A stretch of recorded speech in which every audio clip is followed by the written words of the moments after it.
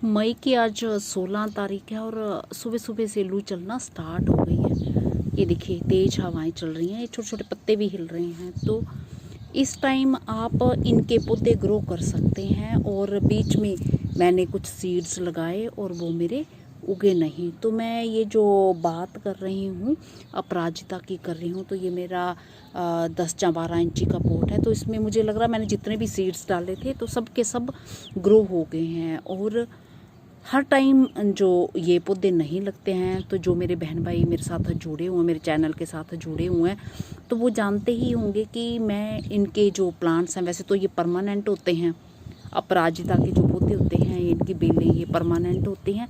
But फिर सर्दियों में मैं इतने सारे मेरे पास फूल पौधे हो जाते हैं कि मुझे जो है गमलों की फिर कमी होने लगती है। तो मैं सोचती हूँ कि हर गमला जो मेरे काम आ जाए, फूल पौधा लगाने के काम आ जाए।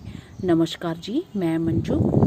तो आज मैं अपराजिता के बारे में पूरी जानकारी तो नहीं दूंगी, किसी वीडियो का लिंक दे दूंगी। बहुत सारे मैंने इसके वीडियोस बना रखे हुए हैं। तो खैर इसकी कोई केयर है ही नहीं। वैसे एक बार आप गार्डन में लगाते हैं तो ये कभी भी पौधा आपके गार्डन से फिर ख़त्म नहीं होगा।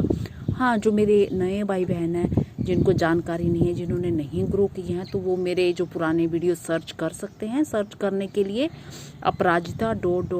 मंजू हांडा ऑर्गेनिक गार्डनिंग ये लिखिए, तो या फिर मेरे दूसरे चैनल का नाम मंजू नेचर लवर लिख सकते हैं। अगर जिस में भी मंजू हांडा ऑर्गेनिक गार्डनिंग चैनल पर इसके बहुत सारे वीडियोस हैं, तो वो आप फिर देख के जो पूरी जानकारी पा सकते हैं। या फिर जो मैं वीडियो का लिंक दे दूँगी तो उसको क्लिक कर लीजिएगा, तो उसमें जानकारी।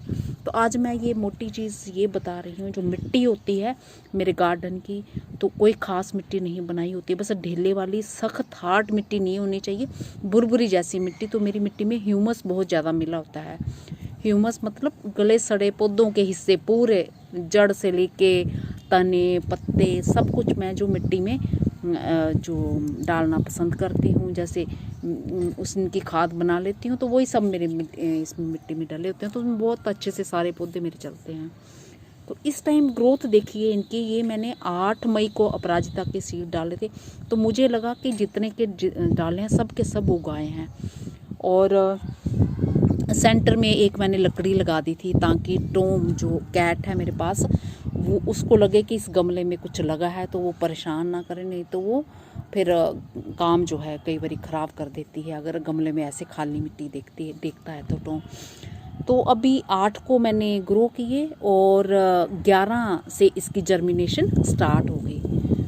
तो 11 से 2-3 दिन में मतलब ये उगना शुरू हो गए। पूरे उगे नहीं, अभी भी कुछ कुछ उग रहे हैं। तो ये देख रहे होंगे, ये उग रहे हैं। ये अभी भी ये इसका ये बाहर का ये जो है ये टूट गया मुझसे। ये इस तरह से ये आ रहे हैं, ये बाहर का, ये देखिए कोट जो है इसका। ये तो बड़ा ही आसान है। ये इस तरह से मैं फलियां रख लेती हूँ, मैं सीड भी नहीं निकालती हूँ। जब चटक के अपने आप ही ये निकल जाते हैं।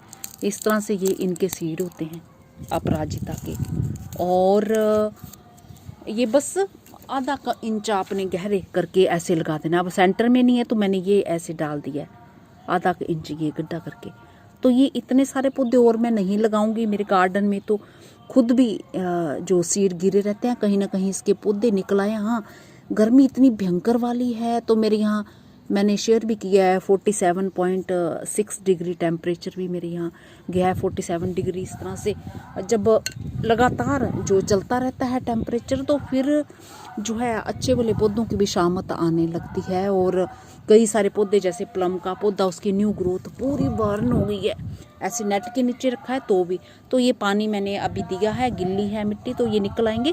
और ज़्यादा मैं पौधे नहीं लगाऊंगी। हाँ, कुछ दिन पहले, इससे पहले मैंने ये कुछ सीड ग्रो किए थे, तो यही सीड थे और ऐसे ही मिट्टी थी, तो एक भी पौधा मेरा ग्रो नहीं हुआ था।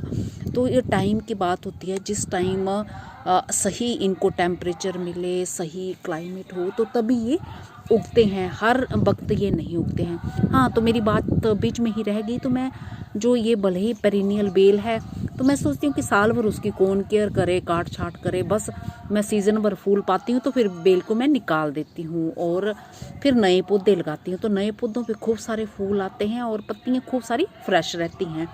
तो मैं यही करती हूँ। तो जो मेरे बहन भाई इस तरह से मेरी तरह से करते हैं तो वो इस तरह से कर सकते हैं। और हाँ, जो कुछ एक सीड जहाँ कहाँ मर्जी गिरे हैं अपने आप से, तो वो पौधे जब सही उनको टेम्परेचर मिला होगा तो वो उगाए उस टाइम। और जब ये बड़े हो जाते हैं तो थोड़े हार्डी हो जाते हैं, फिर इन्हें कोई प्रॉब्लम नहीं होती है। खैर इसके प्लांट तो हार्डी ही होते हैं। तो खींच के अगर मैंने कई सारे पौधे जैसे कि कई गमलों में निकले तो मुझे ढेले के साथ मिट्टी मतलब रूट वॉल के साथ वो मेरे नहीं निकल पाए, तो खींच के जैसे जड़ निकालेगी तो बिल्कुल मर गए वो, बल्कि इतने हार्डी प्लांट होते हैं। तो फिर इनको अगर अब इतनी गर्मी में आपने लगाना है, अपने आप लगे हैं, तो रूट वॉल के साथ नीचे मिट्टी पूरी जड़ उसकी बंधी हुई हो तो तब लगाएं, तब लगेंगे। तो अब मैंने ये एक प्लांट ये जो ट्रांसप्लांट किया है तो ये चल पड़ा मेरा, तो बस नेट के नीचे मैंने रखा है। और इसको भी मैंने ये छोटी सी बास्केट में, जो ये 10-12 रुपए वाली बास्केट होती है ना, उसमें उगाया था। तो मैंने मिट्टी के साथ ही नीचे मिट्टी हटा के रूट के साथ ही इसको इस बैग में लगा दिया, तो ये चल पड़ा है। तो इस तरह से अब मैं और सीड नहीं लगाऊंगी क्योंकि मेरे गार्डन में जहाँ वहाँ खूब सारे कई सारे पौधे निकले हैं। तो जब मुझे इसमें से कुछ रखने होंगे तो मैं रख लूँगी जब सही मौसम आएगा। और इतनी जल्दी इनकी ग्रोथ हो रही है, देखो 8 को ग्रो किए थे, आज कितने बड़े बड़े हो गए हैं और भी ये निकल रहे हैं। तो इन्हीं में से फिर कुछ एक पौधे मैं जब थोड़ा सही मौसम होगा फिर इनमें से निकाल के बाद में मैं फिर ट्रांसप्लांट करूँगी। तो अब इसमें ऐसे ही चलने दूँगी। तो पानी आपने खूब सारा दे देना है और सूखा नहीं रखना है इनको, और हल्की मॉइस्ट मिट्टी रहे तो बढ़िया है। तो आजकल तो मैं एक टाइम पानी दे रही हूँ पौधों को, सुबह शाम को आती नहीं हूँ, इतनी ज़्यादा लू चलती गर्मी होती है। बट मैंने कई सारे पौधे देखे मेरे जो नेट के नीचे भी हैं, ऐसे झुलस गए हैं, और बहुत सारे पौधे जो मेरे मर गए। जैसे वो शाम के टाइम भी मैं उनको पानी देती थी और सूख गए वो, शाम के टाइम पानी नहीं दिया। पर गर्मी इतनी हो रही है तो पर क्या किया जाए फिर। तो मेरे किसी भाई बहन का कमेंट था कि हम सीड लगा रहे हैं, हमारे ग्रो नहीं हो रहे हैं, तो ये वीडियो बस उन भाई बहनों के लिए था। तो ये अभी बहुत आराम से उग जा रहे हैं। और मेरे यहाँ मैंने टेम्परेचर शेयर कर ही रही हूँ कि कितना ज़्यादा, बहुत ज़्यादा गर्मी हो रही है, तो उसमें भी ये उगे हैं और अच्छी ग्रोथ हो रही है। तो अभी इन्हें आप लगा दीजिए, बस यही केयर करनी है। और अभी इन्हें नेट के नीचे ही रखना है। और बरसात के टाइम तो आप इनकी खूब सारी कटिंग से इनके पौधे तैयार कर सकते हैं और बहुत जल्दी इन पे फूल भी आना स्टार्ट हो जाते हैं। तो कोई खाद वाद मैं नहीं डालती हूँ, बस यही देती हूँ। कोई लिक्विड फर्टिलाइज़र सब पौधों में घर के बने डालती हूँ, तो फिर इनमें भी डाल देती हूँ। ये देखिए हेल्दी आड़ू का पौधा जो मेरा पूरा ये जल गया, इतनी गर्मी से नेट के नीचे है, लू से बहुत ज़्यादा लू आ रही है। और ये प्लम की न्यू ग्रोथ अभी भी लू खूब चल रही है, ऐसे हो रहा है जैसे माइक्रोवेव में इसके पत्ते रखे गए हों। हाँ, मैं ये कह रही थी, और तो और वीडियो बनाना मुश्किल हो जा रहा, जो कैमरा जो मोबाइल इतना ज़्यादा गर्म हो जा रहा है कि ये बीच में ही बंद हो जाता है। तो फिर भी मुझे ये कुछ वीडियो बना के फिर बंद करके फिर मुझे फिर से बनाना पड़ रहा है।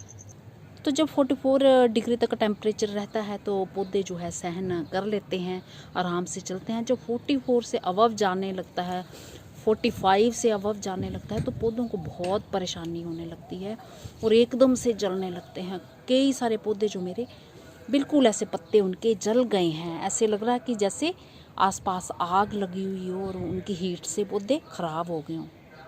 ये जैसे टेरेस पे नेट के नीचे क्रोटोन लगा है, तो ये देखिए पानी की भी इसको इसमें कमी नहीं है, पानी भी मैंने इसमें बराबर दी है, तो ऐसे जल गए हैं इस तरह से।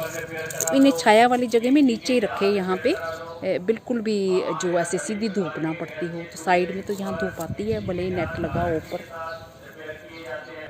इसी के साथ नमस्ते जी, शुक्रिया।